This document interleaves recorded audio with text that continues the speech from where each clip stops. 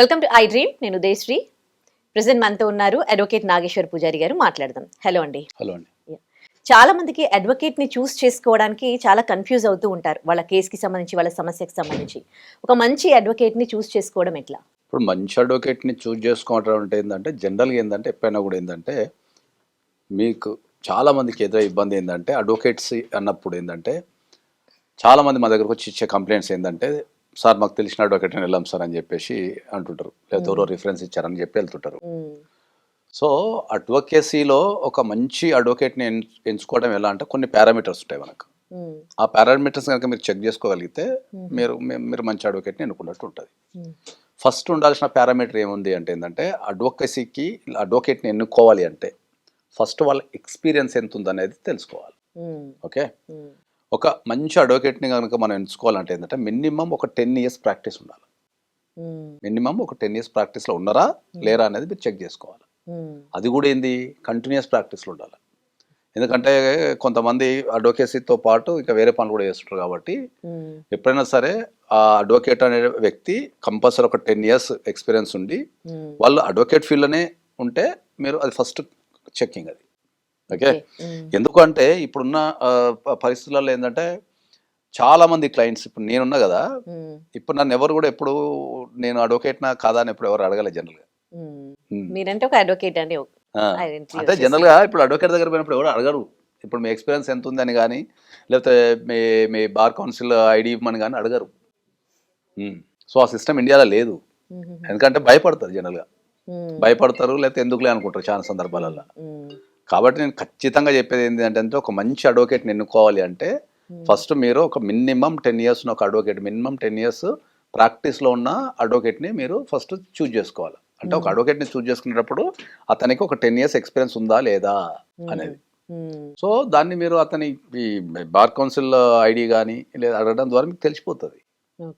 అంటే advocate experience చూస్తే సరిపోతుందా? వాళ్ళు వాదించిన కేసెస్ సక్సెస్ సెకండ్ లెవెల్ అది. ఫస్ట్ క్రాస్ చెకింగ్ లేనిది ఒక అడ్వకేట్ నువ్వు చూజ్ చేసుకోవాలంటే ఫస్ట్ పారామీటర్ ఏంది, ఇతనికి మినిమం 10 years ఎక్స్పీరియన్స్ ఉందా అడ్వకేట్ ఫీల్డ్లో, ఇది ఫస్ట్ పారామీటర్. రెండోది ఏంటంటే ఉంటే మరి మన క్రాస్ చెకింగ్ చేసుకోవాలి. అడ్వకేట్ బార్ కౌన్సిల్ ఐడి కానీ లేకపోతే వాళ్ళ ఎన్రోల్మెంట్ నెంబర్ కానీ అడిగి మీరు క్రాస్ చెక్ చేసుకుంటే సరిపోతుంది. రెండో లెవెల్కి వచ్చరికి ఏముంటుంది అంటే వాళ్ళ స్పెషలైజేషన్.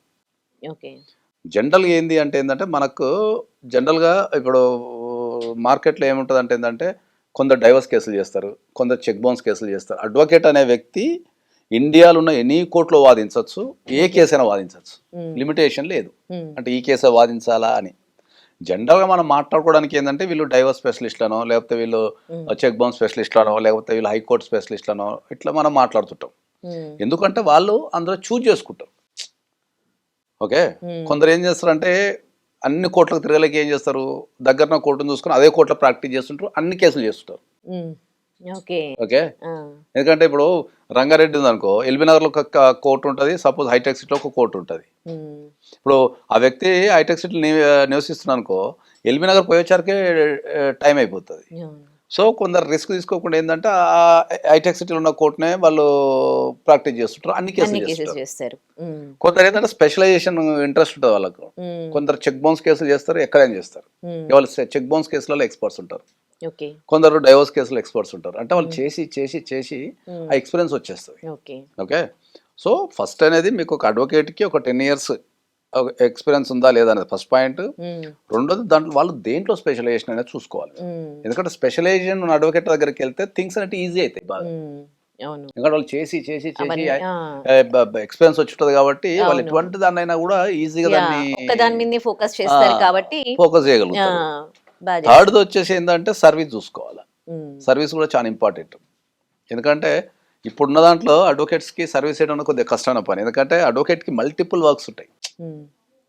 ఈ మల్టిపుల్ వర్క్స్లో ఏంటంటే ఇప్పుడు కోర్టుకి వెళ్ళాలా, కోర్టులో వాదించాలా, ఆఫీస్కి రావాలా, ఆఫీస్లో పని చేయాలా, డ్రాఫ్టింగ్ చేయాలా, క్రాస్ ఎగ్జామినేషన్ ఉంటుంది, అప్పుడప్పుడు పోలీస్ స్టేషన్ విజిట్స్ ఉంటాయి. ఇట్లా రకరకాల పనులతోని ఆక్యుపై ఉంటారు. కాబట్టి ఆ అడ్వకేట్కి మనం కేసు ఇస్తే సర్వీస్ ఇవ్వగలుగుతారా, అంత ఇన్ఫ్రాస్ట్రక్చర్ ఉందా లేదా చూడాలా. ఎందుకంటే సింగిల్ అడ్వకేట్ చాలా పనులు చేయలేడు. Okay, single advocate cannot do, చాలా పనులు చేయలేడు.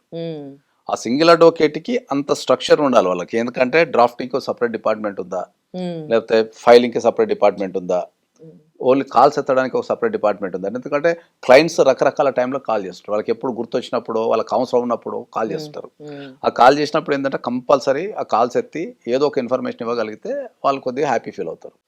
అట్లా ఈ ఇన్ఫ్రాస్ట్రక్చర్ ఉందా చూసుకోవాలి. అంటే తర్వాత ఎట్లా అడ్వకేట్ మాట్లాడే విధానం, ఒక ధైర్యాన్ని ఇచ్చే విధానము, మాట్లాడే విధానము, క్లయింట్లతో ఇంటరాక్షన్ ఎట్లుంది, that is the most important point. క్లయింట్లతోని, ఎందుకంటే మనం ఒక్కొక్క వ్యక్తితో మాట్లాడినప్పుడు మనకు ఒక్కొక్క రకమైన ఫీలింగ్ వస్తుంటుంది. సో మా క్లయింట్లతో మాట్లాడే విధానం కానీ, ఆ ఇంటరాక్షన్ కానీ, ఆ ధైర్యాన్ని ఇవ్వటం కానీ, ఇవన్నీ మనం బేసిక్గా చూసుకోవాలి. ఓకే. వీటితో పాటు మనోళ్ళు ఏం చేస్తారు, ఇండియాలో అడ్వకేట్ చూస్ చేసుకునే పద్ధతి ఎట్లుంటుంది చెప్పనా? తెలిసిన ఇంటి వాళ్ళు పక్కన ఉన్నారనో, సేమ్ ఏరియాలో ఉన్నారనో, తెలిసిన వాళ్ళనో, అవును, ఫీజు తక్కువ ఉందనో, అవును. ఇండియాలో ఇవి పారామీటర్స్. ఒక అడ్వకేట్ని ఎన్నుకోవాలంటే ఏంటంటే ఇవి పారామీటర్స్. ఇప్పుడు కేసు డ్యామేజ్ అయిన తర్వాత దాన్ని రిపేర్ చేయడం చాలా కష్టం. ఎందుకంటే మాకు రెగ్యులర్గా వచ్చే కంప్లైంట్స్ ఏముంటాయి అంటే ఏంటంటే, ఒక అడ్వకేట్కి కేసు ఇస్తారు, అది డ్యామేజ్ అవుతుంది, తర్వాత మన దగ్గరకు వస్తారు. వచ్చినప్పుడు ఏమవుతుంది, వాళ్ళు ఏం చెప్తారు, అరే మరి ఎందుకు పోయినావు అడ్వకేట్ దగ్గరికి, ఇన్ఎక్స్పీరియన్స్ కదా అంటాం మనం. ఓకే అనగానే వాళ్ళు ఏం చెప్తారు, లేదు సార్ మా ఇంటి పక్కన ఉంటాను పోయినా అంటాడు, లేదా మా ఏరియాలో ఉంటాను పోయినా అంటాడు. ఓకే, ఇవి కాదు పారామీటర్స్. అడ్వకేట్ని చూసుకోవాల్సిన పారామీటర్స్ ఇవి కాదు. ఎందుకంటే కేసు అనేది ఒక వ్యక్తికి లైఫ్. కాబట్టి అక్కడ మీరు ఖచ్చితంగా ఒక ఎక్స్పర్ట్ ఉన్న అడ్వకేట్ని కొద్దిగా లేట్ అయినా కూడా కొద్దిగా ఓపికతోని మీరు పట్టుకోగలిగితే కేసు స్ట్రాంగ్ ఉంటుంది. కరెక్ట్. మీరు ఫీజు తక్కువ ఉందని కానీ, లేకపోతే ఇంటి పక్కన ఉండడనో, తెలిసిన వాళ్ళు చెప్పిండనో, చుట్టాలనో మీరు పోతే మీకు కేసెస్ డ్యామేజ్ అయ్యే అవకాశం ఉంటుంది. అది ఇంకోటి మోర్ ఓవర్ ఏంటంటే, ఇప్పుడు ఉన్న ఈ డిజిటల్ టెక్నాలజీలు ఏంటంటే ఒక అడ్వకేట్కి ఎంత ఎక్స్పీరియన్స్ ఉంది అనేది చెప్పడం చాలా కష్టం ఉన్నది. ఎందుకంటే వీళ్ళు అడగతాం లేదు. చాలా మంది ఇప్పుడున్న సమాజంలో ఏంటంటే ఎల్ఎల్బి పాస్ కాగానే ఆఫీసులు పెట్టేసుకుంటారు. ఎల్ఎల్బి పాస్ కాగానే ఆఫీస్ పెట్టేస్తున్నారు.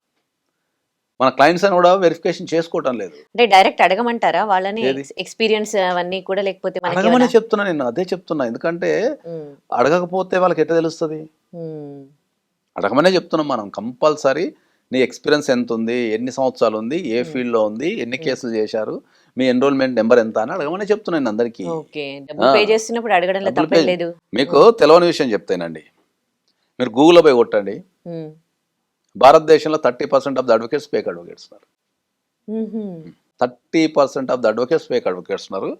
మీరు ఇంకా గట్టిగా మాట్లాడితే ఈ 4-5 రోజులలో మీరు ఢిల్లీలో దగ్గర ఒక 160 మంది అడ్వకేట్స్ని అరెస్ట్ చేసిండు, ఫేక్ అడ్వకేట్స్ని వెరిఫికేషన్ చేసి. సో నేను అందరికీ చెప్పేది ఒకటే అంటే ఏంటంటే, ఒక అడ్వకేట్ని చూజ్ చేసుకునే ముందు 1-2 సార్లు మీరు అన్ని పరిశీలించుకొని చూజ్ చేసుకోమని చెప్తున్నాను నేను. రైట్. ఎందుకంటే ఇన్ఎక్స్పీరియన్స్ ఉన్న అడ్వకేట్లను ఇప్పుడు చాలా మంది 2-3 yearsకి కేసులు వాదించేస్తున్నారు. ఓకే, ఒక కేసు అయిపోవడానికే 4 years పడుతుంది జనరల్గా. అంటే ఒక కేసు మొత్తం వాడు ప్రాక్టీస్ చేస్తే తప్ప అసలు కేసులో ఉన్న లొసుగులేందో, ఏ స్టేజ్ ఎట్లా వస్తుంది ఏందో తెలియనప్పుడు నీకు ఒక 2 years ఉన్న అడ్వకేట్తోని, మీరు ఒక 3 years ఉన్న అడ్వకేట్స్తో మీరు ఎట్లా మూవ్ ఆన్ అవుతారు? ఫస్ట్ లీగల్ ఫీల్డ్లో ఎడ్యుకేషన్ కావాల్సింది ప్రజలు ఎడ్యుకేషన్ కావాలి లీగల్ ఫీల్డ్లో. వీళ్ళు ఎడ్యుకేషన్ కాకుండా ఏం చేస్తారు, అడ్వకేట్లను తిట్టడం, న్యాయ వ్యవస్థను తిట్టడం, కోర్టులను తిట్టడము, ఇవి చేస్తుంటారు. సో నేను అందరికి చెప్పేది ఏంది, మీకు న్యాయం జరగాలి అంటే మీరు ఒక సరైన అడ్వకేట్ని కనుక మీరు ఎంచుకోగలిగితే ఓకే, మీకు డెఫినెట్లీ న్యాయం జరిగే అవకాశం ఉంటుంది. రైట్. Okay, right. ఇది. రెండోది వచ్చేసి ఏమవుతుంది మనకు అంటే, చాలా మంది కంప్లైంట్స్ ఏం చేస్తుంటారు మనకు అంటే ఏంటంటే, అడ్వకేట్ దగ్గరికి మేము పోతే అడ్వకేటే మాకు సమస్య అయ్యిండు అని చెప్తుంటారు చాలా మంది. జనరల్గా అడ్వకేట్ అనే వ్యక్తి తన దగ్గరికి ఏ సమస్యతో వచ్చినా ఆ సమస్యని హుక్కు పరిష్కరించి క్లయింట్కి న్యాయం చేయగలిగే అడ్వకేట్ ఉంటేనే అప్పుడు అక్కడ క్లయింట్ హ్యాపీ ఉంటాడు. ఓకే, ఇంకా చెప్పాలంటే ఏంటంటే, చట్టాన్ని అందరు చెప్తారు. చట్టాన్ని చెప్పడం అంటే ఏం చెప్పండి, లాస్ ఏముంటాయి, బుక్లు ఉన్నది చెప్పాలి అంతే. చట్టం చెప్పడం ఏంది, బుక్లు ఉన్నది చెప్పాలా. కామన్ వ్యక్తికి ఆ ఫీల్డ్లో ఉండడు కాబట్టి ఏదైనా చెప్పినప్పుడు వాళ్ళకు అరే ఇది ఇట్లా ఉంటుందా అనిపిస్తుంది అంతే. చట్టాన్ని చెప్పే వ్యక్తి ఎప్పుడు కూడా ఎక్స్పర్ట్ కాదు. ఓకే, చట్టం వెనుకున్న సంగతులు, ఓకే, చట్టంలో ఉన్న ఎగ్జంప్షన్స్ చెప్పాలి. ఒక పర్ఫెక్ట్ అడ్వకేట్ అంటే ఏంటంటే చట్టంలో ఉన్న ఎగ్జంప్షన్ చెప్పగలిగిన వాళ్ళు పర్ఫెక్ట్ అడ్వకేట్ అవుతారు. చట్టంలో ఉన్నది ఎవరైనా చెప్తారు, చదువుతా నీకు వస్తా నాకు వస్తుంది. లీగల్ టర్మినాలజీ అనేది కొద్దిగా సామాన్య వ్యక్తులకు అర్థం కాదు. మేము రెగ్యులర్ ప్రాక్టీస్ చేస్తుంటాం కాబట్టి మాకు కొద్దిగా అర్థమవుతుంది తప్ప నీకు చట్టంలో ఉన్నది చెప్తే అడ్వకేటే అసలు దాని ఎగ్జామ్షన్ చెప్పమనాలి అందరినీ. దాని ఎగ్జామ్షన్ చెప్తే అడ్వకేట్. రైట్. సో నేను అనేది ఏంటంటే మీరు అడ్వకేట్లను తిట్టద్దు, ఓకే, కోర్టును తిట్టద్దు, జడ్జిల మీద దురభిప్రాయం ఉండద్దు, ఓకే, మీకు న్యాయం జరగాల. ఈ 4 జరగాలి అంటే మీరు కంపల్సరీ ఒక మంచి అడ్వకేట్ని కనుక చూజ్ చేసుకుంటే అవుతుంది. అడ్వకేట్ని చూజ్ చేసుకునేటప్పుడు మళ్ళీ మీరు ఇంటి పక్కన ఉండు, మా ఏరియాలో ఉండు, ఫీజు తక్కువది, లేకపోతే తెలిసినోడు, చుట్టము, ఇవి కాదు. మినిమం 10 years ఎక్స్పీరియన్స్ ఉందా, ఓకే, సబ్జెక్ట్లో ఎక్స్పర్ట్ ఉందా, రెగ్యులర్ ప్రాక్టీస్ ఉందా, ఓకే, క్లయింట్కి వెళ్తే ధైర్యాన్ని ఇవ్వగలిగి నిలబెట్టుకొని పోరాడగలుగుతాడు. కొంతమంది ఈ కంప్లైంట్స్ కూడా ఇస్తూ ఉంటారు, అడ్వకేట్ మింగిల్ అయిపోయి కోర్టు అది కేసుని అంటే కావాలని వాంటెడ్లీ ఓడిపోయారు. ప్రతి ఫీల్డ్లో ఎక్కడైనా కూడా నెంబర్ ఆఫ్ కంప్లైంట్స్ అనేవి ఉంటాయి. ఒక్కొక్కరు ఒక్కొక్క కంప్లైంట్ చెప్తారు, ఓకే. మీరు ఏ కంప్లైంట్ చెప్పినా కూడా మీరు ఈ పారామీటర్స్లో కనుక వెళ్ళిపోతే ఓకే మీకు అది అయిపోతుంది. రైట్. చాలా మందికి ఎదురయ్యే ప్రాబ్లం ఏంటంటే చట్టం అనేది ఎప్పుడు పర్ఫెక్ట్గా ఉంది. అందరు చట్టాన్ని చెప్తారు, మనం చెప్పాల్సింది ప్రజలకు చట్టాన్ని కాదు, ప్రాసెస్ చెప్పాలి.